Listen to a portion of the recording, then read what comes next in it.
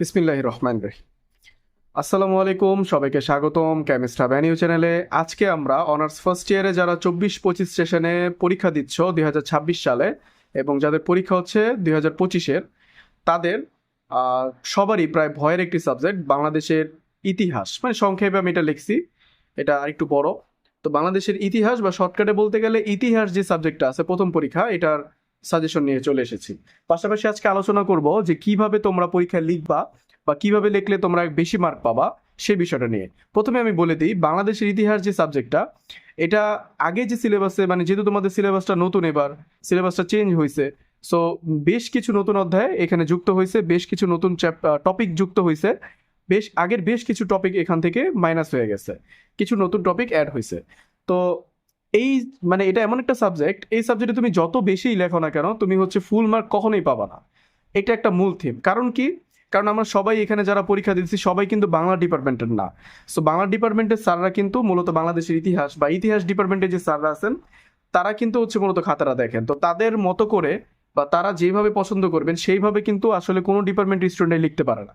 যার কারণে এটার মধ্যে বেশি লিখলেও খুব বেশি একটা মার্কস আসে না, তবে আসে যাদের হাতের লেখা খুবই সুন্দর গোছানো এবং তাদের কারিকুলাম মেনে তারা হচ্ছে লিখে, সেই ক্ষেত্রে কিন্তু তাদের একটা ভালো মার্কস চলে আসে।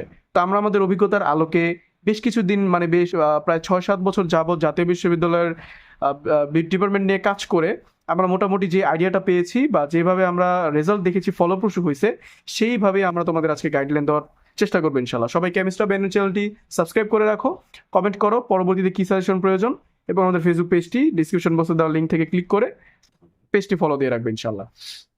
আমরা সিরিয়ালি সবগুলো সাজেশনই দিয়ে দিব। তো দেখো, প্রথমেই আমরা আসি যে বাংলাদেশের ইতিহাস যে সাবজেক্টটা আছে, এইটার মূলত আমরা কয়টা প্রশ্ন সিলেক্ট করেছি সাজেশন হিসেবে। আমরা মোট তোমাদের যে 10টা বা 12টা চ্যাপ্টার আছে বা 8টা চ্যাপ্টার আছে, সবকিছু মিলিয়ে আমরা 45টা প্রশ্ন সিলেক্ট করেছি। এখন তোমাদের কিন্তু তোমরা জানো যে তোমাদের প্রশ্ন কিন্তু এইভাবে আসবে, 12টা প্রশ্ন আসবে। কয়টা প্রশ্ন? টোটাল কোশ্চেন আসবে 12টা। একটা মিনিট। তোমাদের টোটাল থাকবে হচ্ছে 12টি প্রশ্ন। এই 12টি প্রশ্নের মধ্যে তোমাদের অ্যান্সার করতে হবে 8টি। আসবে 12টি, দিতে হবে 8টি। এখন 8টির মধ্যে প্রত্যেকটা কোশ্চেনের মধ্যে ক, খ, গ এইভাবে কোশ্চেন থাকবে। প্রত্যেকটার ফুল মার্ক থাকবে 10 করে। টোটাল 80 মার্কে তোমরা পরীক্ষা দিচ্ছ। এখন ক, খ, গ থাকার কারণে তুমি যদি হিসাব করো, তাহলে 8টা সৃজনশীলে, মানে সরি 8টা প্রশ্নে তোমার ক, খ, গ হিসাব করলে 24টা প্রশ্নের অ্যান্সার তোমার করা লাগতেছে, তাই না? তো সেই হিসাবে আমরা 45টা প্রশ্ন দিয়েছি। এইগুলো আগে ভালো করে শেষ করবা, দেন হচ্ছে তুমি তোমার ইজি বুক থেকে বা তোমার মেন বই থেকে তুমি চাইলে এক্সট্রা কিছু কোশ্চেন করতে পারো। তবে এই 45টা প্রশ্ন আগে ভালোভাবে শিখবে, এটা আমাদের কাছে বেশি ইম্পর্টেন্ট মনে হয়েছে। বা আমরা প্রতিবারই যেরকম সাজেশন দিয়ে আসি, এবারও সাজেশন দিয়েছি, আলহামদুলিল্লাহ বেশ ভালো মার্ক কমন পড়ে। বিশেষ করে গত বছর যে সাজেশনটা আমরা দিলাম, সেখান থেকে 20টা কোশ্চেনের মধ্যে, টোটাল 20টা কোশ্চেন দিয়েছিলাম, 16টা কোশ্চেন কমন চলে আসছে আলহামদুলিল্লাহ। তো এবার কিন্তু একটু সিনারিওটা ভিন্ন, এবার তারা প্রশ্নের প্যাটার্ন মোটামুটি ভালোই চেঞ্জ করতেছে। ইভেন বলা যায় নতুন সিলেবাস হওয়ার কারণে সবচেয়ে গুরুত্বপূর্ণ প্রশ্নগুলো সিলেক্ট করাও আমাদের জন্য কঠিন হয়ে যাচ্ছে। সো আমি আশা রাখি তোমরা 45টা প্রশ্ন ভালোভাবে শিখে দেন তোমরা তোমাদের মতো করে প্রয়োজনীয় ব্যবস্থা নেবা। এবার চলে যাচ্ছি সরাসরি সাজেশন।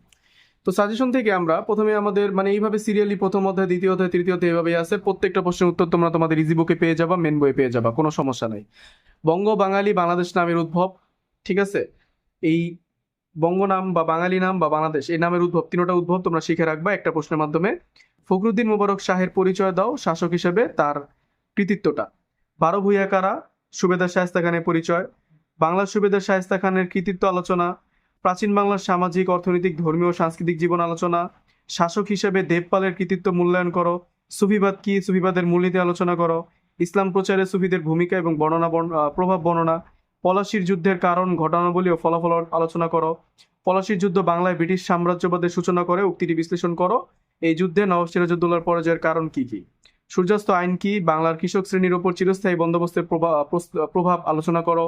চিরস্থায়ী বন্দোবস্তের সুফল ও কুফল আলোচনা শিখতেই হবে। বাংলা নবজাগরণ সৃষ্টির অগ্রদূত হিসেবে রামমোহন রায়ের, তারপর হচ্ছে হেনরি ডিরোজিওর, ঈশ্বরচন্দ্র বিদ্যাসাগর, নওয়াব আব্দুল লতিফ, সৈয়দ আমির আলী ও বেগম রোকেয়ার অবদান আলোচনা করো। সতীদাহ প্রথা কি? এখান থেকে একটা আসতেই পারে। সতীদাহ প্রথা কি? রাজা রামমোহন রায়ের অবদান এটা বিষয়ে। বঙ্গভঙ্গ, এটার পটভূমি পড়বা, হিন্দু মুসলিম প্রতিক্রিয়া পড়বা। নিখিল ভারত মুসলিম লীগ প্রতিষ্ঠার পটভূমি, গঠন, লক্ষণ, উদ্দেশ্য আলোচনা করো। দ্বিজাতি তত্ত্বটা কি? 1947 সালে পাকিস্তান সৃষ্টির প্রধান কারণটা কি? অসহযোগ আন্দোলন ব্যর্থতার কারণসমূহ কি? ভাষা শহীদদের পরিচয় দাও। জাতীয় জীবনে ভাষা আন্দোলনের গুরুত্ব আসতেই পারে। যুক্তফ্রন্ট কি? 1954 সালের নির্বাচনে যুক্তফ্রন্টের 21 দফার কর্মসূচি প্রস্তাব করো। পূর্ব ও পশ্চিম পাকিস্তানের মধ্যকার সামাজিক ও সাংস্কৃতিক বৈষম্য ব্যাখ্যা। মুক্তিযুদ্ধের স্বাধীন বাংলা বেতার কেন্দ্র ও বিদেশি প্রচার মাধ্যমের ভূমিকা আলোচনা। বাঙালি জাতির নৃতাত্ত্বিক পরিচয়। বাঙালি জাতিকে কেন সংকর জাতি বলা হয়? বাঙালি জাতীয়তাবাদ বিকাশে ভাষা আন্দোলনের গুরুত্ব আলোচনা করো। পাকিস্তান শাসন আমলে সামরিক ও বেসামরিক আমলাতন্ত্রের প্রভাব কি ছিল? 6 দফা কি? 1966 সালে 6 দফা কর্মসূচি ব্যাখ্যা। 6 দফার পক্ষে শেখ মুজিবুর রহমানের যুক্তি তুলে ধরো। 1966 সালে 6 দফা ছিল বাঙালি জাতির মুক্তির সনদ ব্যাখ্যা করো। বাঙালি জাতির জীবনে 6 দফা দাবির তাৎপর্য। 1969 সালে গণঅভ্যুত্থানের কারণ। 70 সালে নির্বাচনের তাৎপর্য। 70 সালের নির্বাচন কিভাবে বাংলাদেশের মুক্তি সংগ্রামে পথ প্রশস্ত করে। তারপর হচ্ছে বঙ্গবন্ধু 7ই মার্চের ঐতিহাসিক ভাষণ। বাংলাদেশের মুক্তিযুদ্ধের রাজনৈতিক দলগুলোর ভূমিকা। মুক্তিযুদ্ধে সোভিয়েত ইউনিয়নের ভূমিকা সংক্ষেপে আলোচনা করো। এই যুদ্ধে মার্কিন যুক্তরাষ্ট্রের বিরোধিতার কারণ কি? 1971 সালে মুক্তিযুদ্ধ চলাকালে বুদ্ধিজীবী হত্যাকাণ্ড সম্পর্কে লিখো। 1969 ও 1990 সালে গণঅভ্যুত্থানের তুলনা পার্থক্য। মুক্তিযুদ্ধে মুজিবনগর সরকারের ভূমিকা। 2024 কোটা সংস্কার আন্দোলন সম্পর্কে পড়বা। উপজাতির বৈশিষ্ট্য আলোচনা। বাংলাদেশের নৃতাত্ত্বিক গোষ্ঠীর ভৌগোলিক বন্টন আলোচনা। বাঙালি জনগোষ্ঠীর মধ্যে কোন কোন জাতির রক্তপ্রবাহ বিদ্যমান আলোচনা করো। নগরের সংজ্ঞা দাও। নগরের বৈশিষ্ট্য আলোচনা। বাংলাদেশের দ্রুত নগরায়নের কারণসমূহ আলোচনা করো। অতি নগরায়নের বৈশিষ্ট্যগুলো আলোচনা করো। তৃতীয় বিশ্বযুদ্ধে বা তৃতীয় বিশ্বের নগরের অর্থনৈতিক খাতসমূহ আলোচনা করো। তো এখান থেকে বেশ কয়েকটা চ্যাপ্টার নতুন আছে, নতুন প্রশ্ন আমরা অ্যাড করেছি। তোমরা এই সাজেশনের ফুল পিডিএফটা আমাদের ফুল ক্লিয়ার যে প্রিন্টটা সেটা হচ্ছে আমাদের ফেসবুক পেজে পেয়ে যাবা, সেখান থেকে তোমরা দেখে নিও। এবার আসতেছি তোমরা পরীক্ষায় কিভাবে লিখবা। দেখো, লিখার নিয়ম পুরোটাই সিম্পল, তোমার উপর ডিপেন্ড করতেছে তুমি কিভাবে লিখবা। তুমি দুইভাবে লিখতে পারো। এক হচ্ছে প্যারা আকারে, মানে ধরো একটা প্রশ্ন আসছে তুমি এক নাগারে লিখে গেলা, এইভাবেও সম্ভব। আর 2 নাম্বারটা হচ্ছে কি, মানে প্যারাগ্রাফের মতো না, এটা হচ্ছে প্যারাগ্রাফ। আরেকটা হচ্ছে স্টেপ বাই স্টেপ। ধরো তোমার প্রশ্ন যেটা চাইলো সেটা তুমি প্রথম লাইনে ব্যাখ্যা করলা, যেভাবে সৃজনশীল অ্যান্সার করছো, হ্যাঁ, স্টেপ বাই স্টেপ। প্রথমে বেসিক জিনিসটা দিলা, এরপর একটু বড় করে জিনিসটা ব্যাখ্যা করে দিলা, শেষে জাস্ট একটা উপসংহারের মতো দিলা। তুমি লিখেও দিতে পারো ভূমিকা, মূল ভাব, উপসংহার, এই 3টা টপিকে স্টেপ বাই স্টেপ লিখে দিতে পারো। একটা হচ্ছে প্যারাগ্রাফের মতো লিখতে পারো একটা না। এখন তুমি যেভাবেই লিখো স্টেপ বাই স্টেপটা বেশি কার্যকরী। তুমি যদি ভূমিকা, মূল ভাব, উপসংহার কথাটা উল্লেখ না করে জাস্ট এভাবেও লিখে দাও তাহলেও সম্ভব ভালো মার্কস পাওয়া, অথবা ভূমিকা লিখে দিলে আরো ভালো। এটাই হচ্ছে বেসিক নিয়ম। এটা নিয়ে সবাই ঘাবড়ায়, ঘাবড়ানোর কিছুই নাই। তুমি তোমার ইজি বুক ফলো করো, মেন বই ফলো করো। ওকে, তো এই ছিল আজকের ক্লাস। আশা করি তোমরা সবাই বুঝতে পেরেছো। সাজেশনটা আমাদের ফেসবুক পেজে পেয়ে যাবা। তো সবাই ভালো থেকো, সুস্থ থেকো। আসসালামু আলাইকুম।